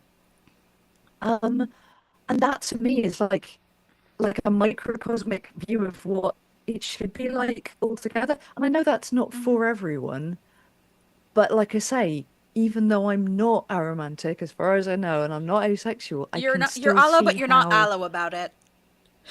Right, yes, I've heard you say that a few times before. Yeah, and it's yeah, If yeah. aromantics had a But there cookout, are you would people. be invited. It's good because I'm not going to stand there with the good book of allosexuality and go, well, have you accepted our Lord and Have you Savior? accepted? No, my brain is just going. Have you accepted the word of penis into your heart? Oh no. This is going to go great on YouTube, isn't it? That's great. Super. I'm not Um, gonna start saying unalive. I don't care if oh I no, get it's I'm afraid not. demonetized. Yeah, I'm not doing it. I'm not too sorry that the restream thing didn't work for TikTok. Apparently, it takes 3 days to be approved, and I'm like, you know what? Hmm. The fact that we would have had to have bowdlerized everything or be Yeah, I'm shadow banned not. or something. I'm like, ah, I'm not No, bothered. the reason that we're doing independent publishing is so I don't have to fucking censor all my shit, No. and I don't Oh, I'd have have to been make it more appalled. palatable and more marketable and take out all the weird uncomfortable queerness and like Oh, good no, Lord. No. I'm Like not doing that. I think all I'm doing with yours is doing the occasional no, that quote marks need to be like this or Hmm. Word let's have choice. style sheets for things. Yeah. But for the mo actually I'm doing very little around word choice for your editing. Hmm. It's mostly just like making it slightly easier to read by some slight conventions of It's punctuation. also it's I think on also it's just that this went through 2 rounds of edits Um already when I did the original and scripts. there's that, but there's also I trust you. So Thank there's you, very love. little I'm gonna do. By the time people's books get to me, for the most part, they've usually been through other editors anyway, Hmm. if they've got an editor. I'm here to make it look good on the page and for it to fit like a house style and have a consistency. Because what I'm doing, I know other publishers have much more of a complete editing package, and I think that's lovely. We are tiny. I Hmm. have at least three other jobs. So yes, for me it's about I know what I can do is make it more readable, to make Mm-hmm. it more, I can fit with standards so that we can print it and publish it and all the Mm-hmm. rest of it. But as far as I'm concerned, your word choices are your word choices. I will occasionally talk about Yeah. how something fits on a page, how Mm-hmm. we can make paragraphs and that kind Yeah. of thing. But this is so much easier than with poetry, Yeah. where line lengths fit it. Some people Mm-hmm. have especially performance poets, because we mostly produce stuff by performance poets. Performance poets are Mm-hmm. not writing to form a lot of the time. Some are, but most aren't. And so some write really, really short lines because they've written everything on their phone. And some people have written it Mood. I do a lot of longhand. writing on my phone at the beach, gang. Yeah, I know. It makes sense. The number of things I've seen that just like many, many short lines. So your poetry would definitely be on that side of the page. Yep. But other people have been writing it longhand in A4 notepads with tiny writing, and then they read it out, and then they type it up and they send it to me, and I go, okay. So by comparison, this is paragraphs. This is great.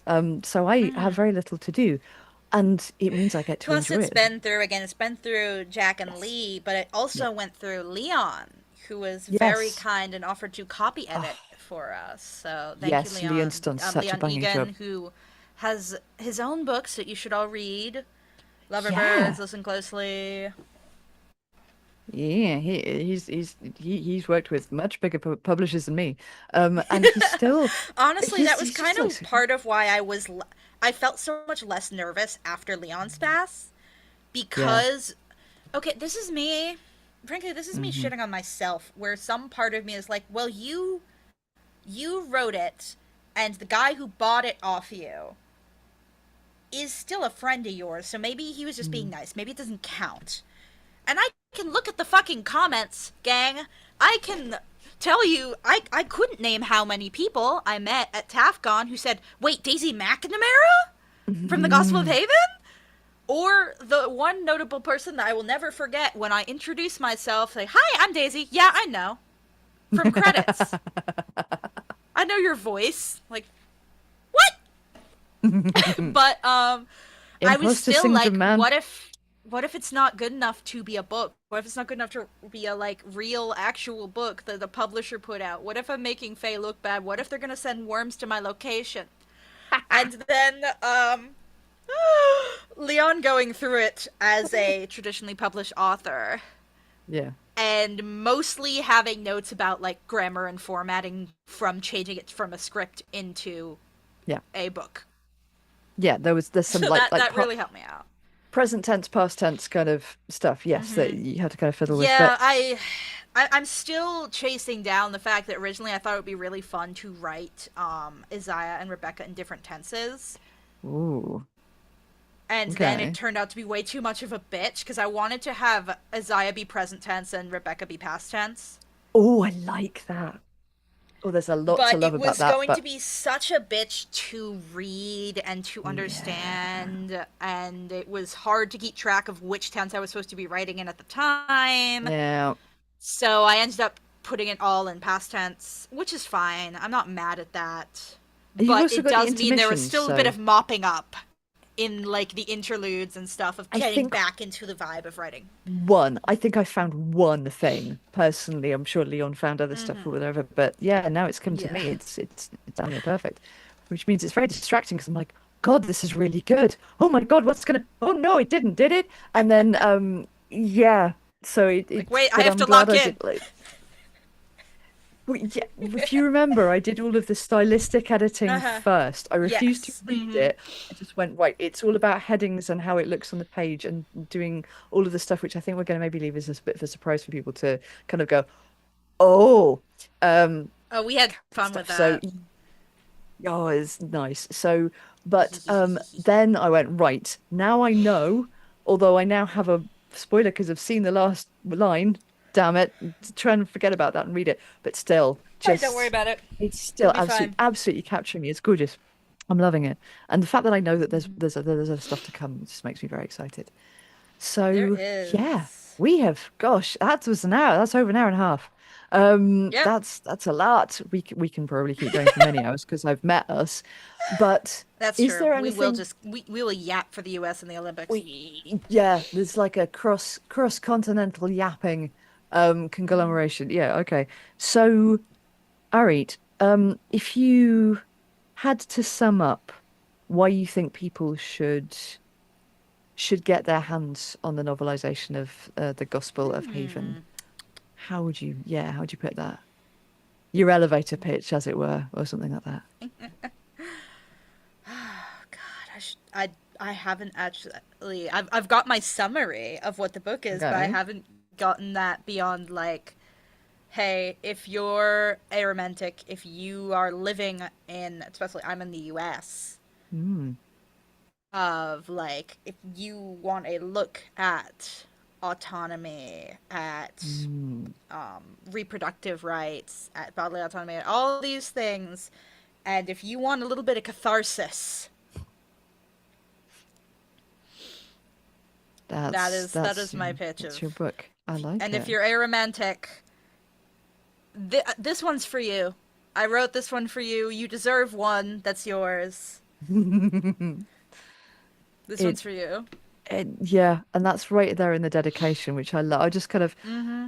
my partner was kind of actually standing over, and we both kind of read the dedication, and I was like, oh, damn, That was it's my nearly. draft for. I wasn't sure if I was going to be asked to give a speech at the awards ceremony. Ah, okay, gotcha. So I wasn't sure if I was going to, so I wrote something really quick on my phone that I could memorize quickly. Fabulous. Some of the most beautiful things come out of just, oh, I guess I'll say something. There it Or is. maybe in like, oh shit, are they going to ask me to talk? Oh, I have to. I script everything. When I'm writing my intros and stuff, I script out everything because otherwise Uh-huh. I will fuck up.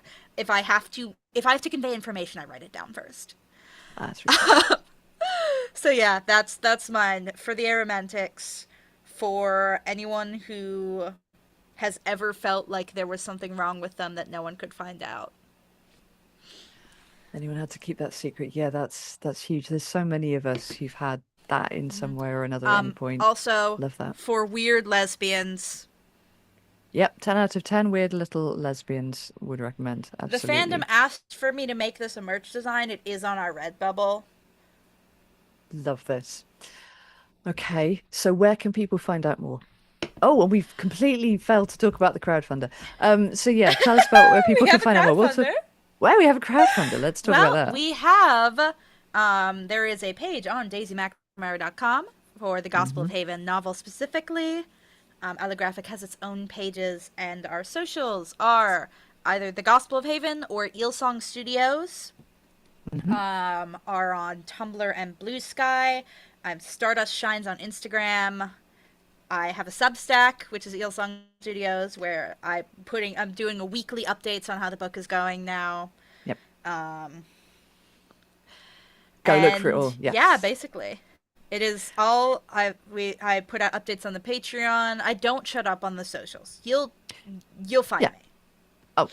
What I love is that you've been thanking people as they've got as you've gone along on the crowdfunder, which is delight. I've rarely seen that. Although, mind you, a lot of the stuff I'm engaging with is British, so I think we kind of feel like it'd be a bit. Is that done to to call attention to it? Gosh, people might be feeling a bit embarrassed. So I yes. am going. I will never. The only thing I've done is I saw a friend's legal name in theirs and went, "Do you want me to credit you with the legal name, or do you want me to credit you as I credit you, just to be Mm, sure?" yes, That is the only that's thing of like, no, everyone, thank you for giving me your money. I'm yeah, not going to get too embarrassed to say thank you for giving me. I am, but pride is for rich people. yeah. I think that's reasonable. Yeah. And that's the thing. We do live in end stage capitalism, so unfortunately, in We order to do live in end make stage stuff, capitalism. I am a full time disabled artist. let's make shit I'm not happen. gonna be like, oh, maybe my stuff isn't good enough for money. I gotta eat somehow, babes. This is the thing as well. We were saying that podcasting is very accessible to people on a low budget, but producing a physical book, getting it out there is a bit more. There's a Yeah, bit more of a it was a bit more chunkiness. expensive. It's a bit more expensive. Yeah. you got trees and things to chop down and make into books and all of that Mm-hmm. kind of thing. And there's also people to credit, Yeah. which what I love with you, Daisy, is that you're very like, here are people who made it happen. Let's throw money at them. This seems to Mm-hmm. be very I much am your a take. bear for crediting, especially because I there was a long period, and to some extent this still happens, where people will give credit for my work to the nearest person who looks like a man. Yep. Yep, I've seen that. Yep. Lou has once, when someone questioned that, said, "In case you need someone with a beard to tell you this, here's 7 times this happened with me and Daisy," because Lou is a legend. But Yes, yeah. I am a bit. Everyone gets their credit. Everyone gets their fair day's pay.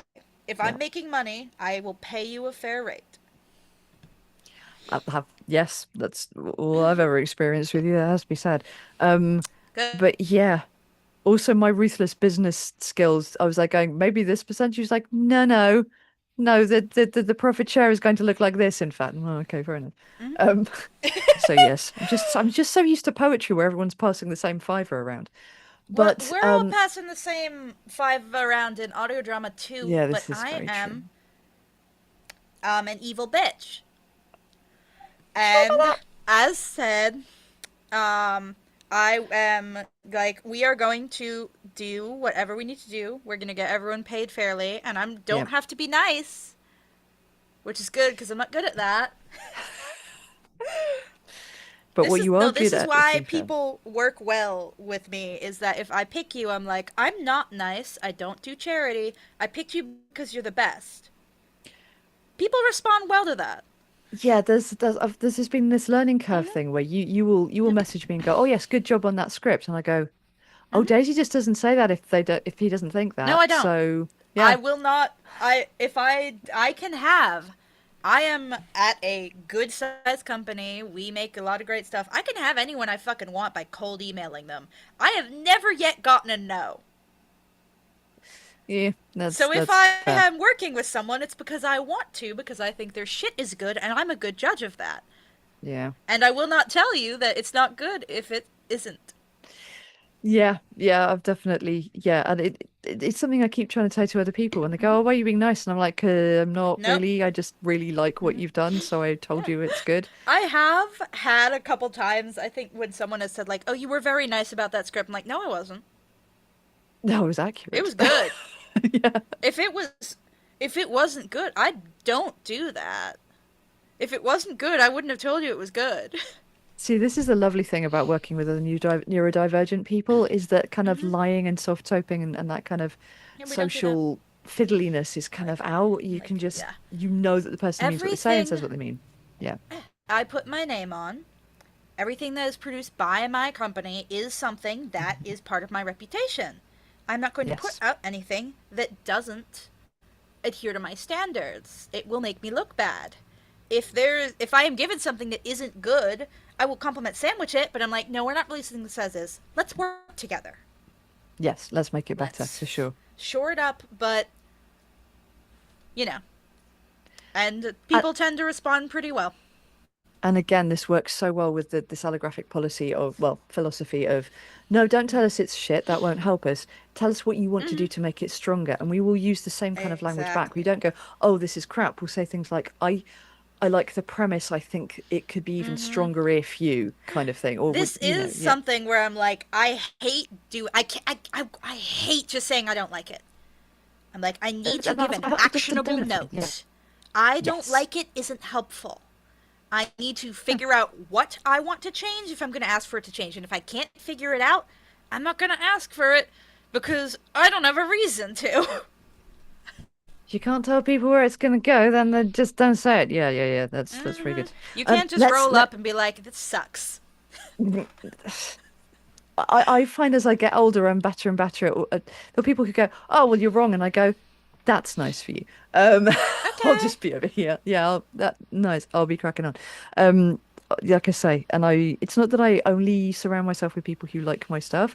I have some Hmm. amazing people in my life who will just straight up say, "This, you could lose all of this, and it would, in fact, you'd lose Hmm. nothing. Take this out, Exactly. I or need an editor who I will trust to say, this isn't working. yeah." this, you could lose this, and in fact, everything will be lighter and would move faster, and that's what you need. Friends, don't let friends put out bad shit. Tell me what's not working so I can fix it. Yes, tell me how as well. Okay, so just if we can like ADHD our way back Yes. into the crowdfunder. The No, this is the crowdfund. what is it talking? Lou says about closing brackets, and it's like, yeah, that's fair. No, just back to crowdfunder. So if Start where we began. people engage with the crowdfunder, what can they get? What can they get out of that? Oh, we have all kinds of rewards right now. We've just hit Hmm. a our first stretch goal, which means that all backers get an Uh-huh. exclusive short story written for this crowdfund. Will not be available after this crowdfund. You can only get it here. Um, we're offering ebook copies, audiobook copies, signed paperbacks, both by myself and by B and Janine, our wonderful voice actors from season one. We are offering another exclusive short story. There are two of them that I write now, and I'm gonna level with you. I'm gonna speak honestly. Can we keep it secret? I didn't think we would make the stretch goals. I only wrote one. I gotta go write that now. It's Wow. fine. I can do it tomorrow. But I taught myself how to write an episode in a day. It's fine. But Eh. um, we're I exclusive have to short say stories. We are this is working on this. yeah, this is the fastest I've gone from someone goes, I've got this concept for this thing too. I finished it, and I said, I'm sorry, what?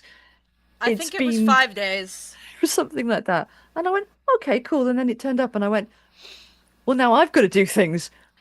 Yeah, Okay. So I yeah. didn't have anything else going on that week at work. So I just created an entire novel. And yeah, So I but just it's wrote a smooth. novel. This is the thing. If I didn't know it was originally a script, I wouldn't be able to tell. This does not look adapted. It's a novel. It reads like a I novel. think It just honestly, works. it's I wrote it in the audiobook style because of the narration. Because I was Yes. like, again, Yeah. I might have to do this by myself. Mm. But yes, the crowdfund we are working on. We've hit our first stretch goal, and our second arbitrary stretch goal that I made because people were asking me if there would be more of these reward tiers, and far it be from me to get in between you and giving me your money. So we're printing up more copies of the book so that we can have more physical books as Yes. rewards.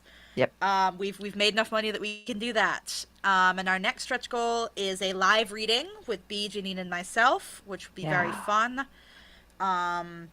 After that, we're doing an interview with Fay here about publishing, which will be very Apparently, fun. yeah. If And you'll the get one us after to that, like 3 grand. if y'all get us to through, Yeah. and after that is a secret, but it is one I'm very excited for. It's something I've written before, but never really gotten the chance to dig into as much as I wanted to because life reasons happened with Mm. my collaborators on the project. So that'll be fun. And I've realized I have to start thinking up more of them because, again, you guys are donating faster than I expected. So now I have to come up with ideas.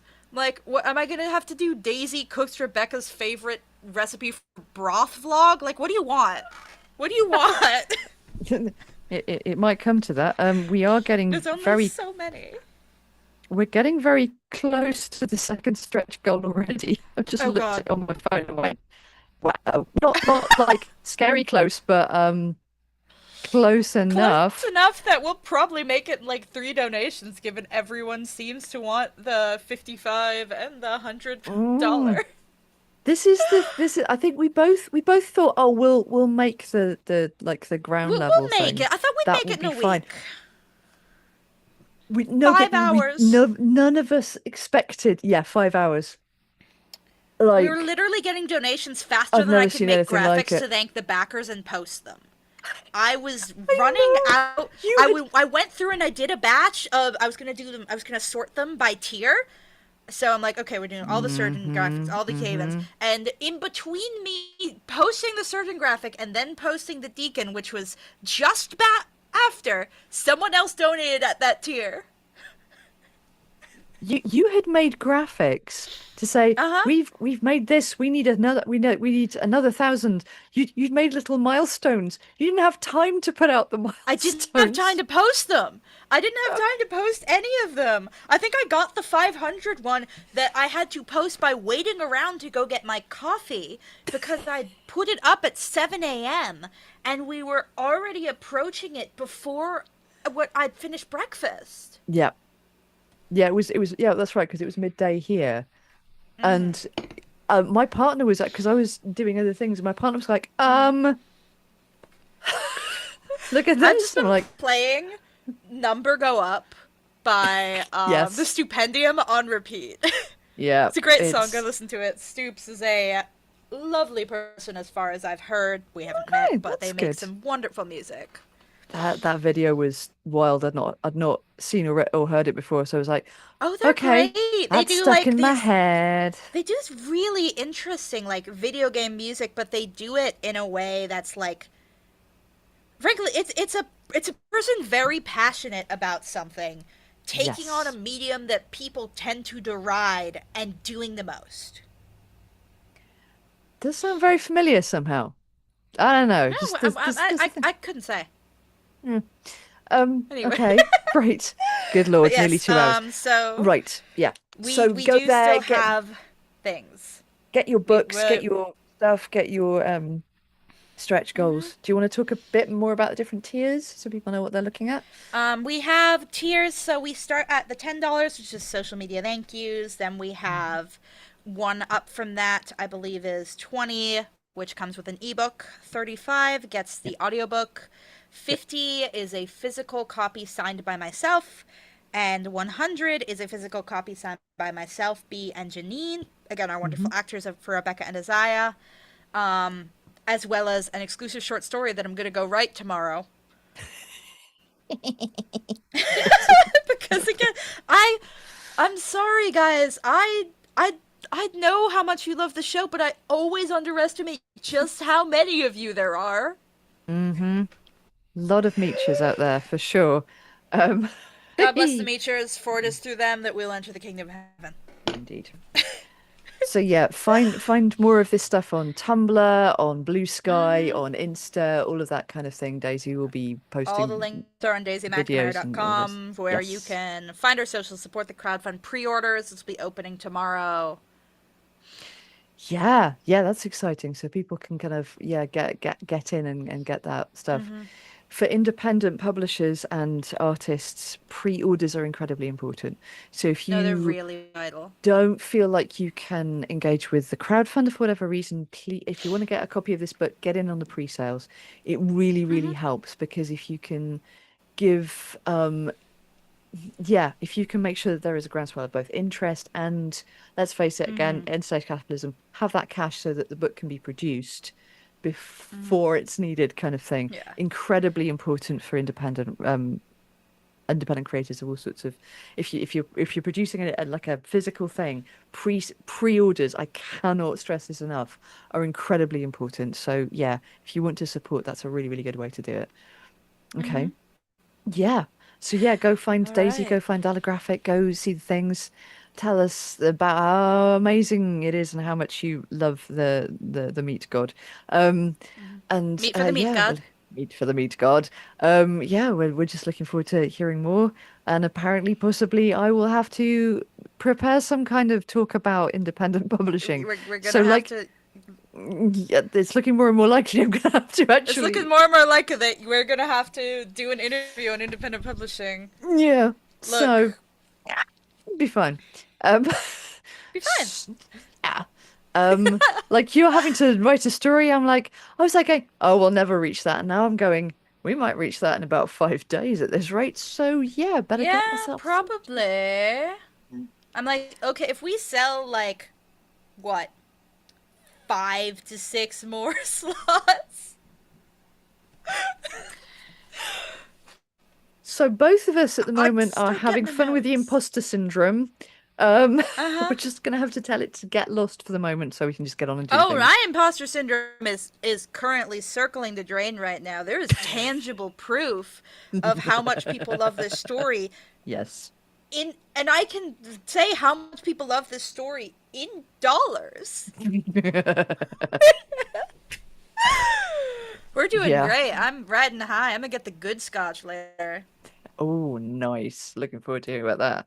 You Lovely gotta. stuff. Oh, they've gotta have. I just like to have a little glass. When there's something to celebrate, or sometimes when life is enough to celebrate. Every day is all there is. That's true. This has been wonderful. Thank you so It's much. been good to see you, darling. Yeah, this has been really lovely. So, yeah, well, enjoy increasing success with this. Looking forward to we're making a book, mate. So, We're yeah, making a book. very exciting. It's gonna be So, really yeah. pretty. Oh, it's gonna be so Got pretty. final sketches back from the cover artist, y'all. Oh Yes. my god. Oh, I was just looking at it going, how do I comment on this when all I want to say is it's so beautiful? It That is. is an actionable note. I believe I just all capsed at you again with that, but it's just usually I have more notes when it's someone else Mm-hmm. doing the cover art or the cover design. Usually I Yeah, have things to no. say. Now I'm just like, well, look at look I'm telling you, at there's a reason I pick these people. They're the best. They're yeah, great. so good. Mm-hmm. Merlin is an Merlin is extraordinary artist, lovely. just so good. Who did the Um, cover art for season 1 and the variant art for season 2 that we had for the trailer. and it makes absolute sense to kind of get them in to do the book. And it is absolutely gorgeous. It's not just kind of like a rehash of episode art. It is it's its own entity. It's a whole construct of a cover of a book cover. Having gone, Merlin was like, "Oh, I'm a bit there's this theme developing," and people go, "I'm not sure I know what I'm doing," and then churning out something gorgeous. Oh, I've never done a book cover before. I'm not quite sure what to do, and then I just went, I think I think you've learned quickly. Have you seen Dear have you God. seen that meme where it's like, guys, how do I play? And then it's just, is unstoppable, is godlike, is incredible. Thanks, guys, I figured it out. Yeah. So yeah, we're definitely in this kind of company of other talented people, kind of gassing each other up and giving each other more to do, and it's a beautiful place to be. More of that, please. More independent artists giving each My other more God. independent art to make, and yeah, and destroying the imposter syndrome. Goodbye, farewell, Fuck get 'em. lost. Yeah, that's There the is a one. white guy out there doing it worse than you. There is a cis-abled neurotypical person who is in deep in belief that they are the best, Let me and tell you, nowhere working in near. professionally in entertainment, it's me looking at scripts that are dog as shit going, you sold some of the biggest movies of the last 10 years. Yeah. And this is dog shit. I can write better than you. Clearly, I'm doing all right. Yeah. Yeah. Yeah, I love this. So let's do more of that. And yeah, listen to your peers when they like your stuff. Do more of that. And get you the friends who will tell you where it needs to improve rather than the ones who just go, ah, it's fine. So get you some more neurodivergent creative friends and you will be unstoppable. Let's go, people. Absolutely. Right. You need at least one mean friend. Talented mean friend who knows what the fuck they're talking about for sure. Yes. Exactly. No. Yeah. Not mean for the sake of being mean. Someone who will Right. tell you the truth, shall we say? Yeah. Not a power play, but like a I want this to be perfect because I'm a perfectionist, so let me help you get Yeah. to perfect. And But also occasionally the I will look at something and be like, you're really talented. This story has legs, but they're not taking you where it needs to go right now. yeah. But most people just need to get themselves a kale of some description Uh, or other. You'll just go, this a bit, caling. no, to the dry pit with you. Yes, so To the dry pit. the dry pit. What did, no, I think Lou's joke might not be good for monetization. Perhaps not. We have already sworn quite a lot, so perhaps not. But yeah, We'll play safe. We'll play safe with it. yeah, you're fine. No shadow banning for us. Right. Thank you again so much. It is now after 1 o'clock in the morning UK time. Yeah, So we should yes, probably go to bed. maybe. But yeah, enjoy the Up to rest you. of your evening. Yeah, we'll just see how All that right. goes Have a this good night. weekend. Thanks for And you tuning in, take y'all. care. Oh, this is wonderful. Thank you, everyone. We'll see you again soon. Ta-ra. Bye. Bye bye. Right. Let us stop the live stream.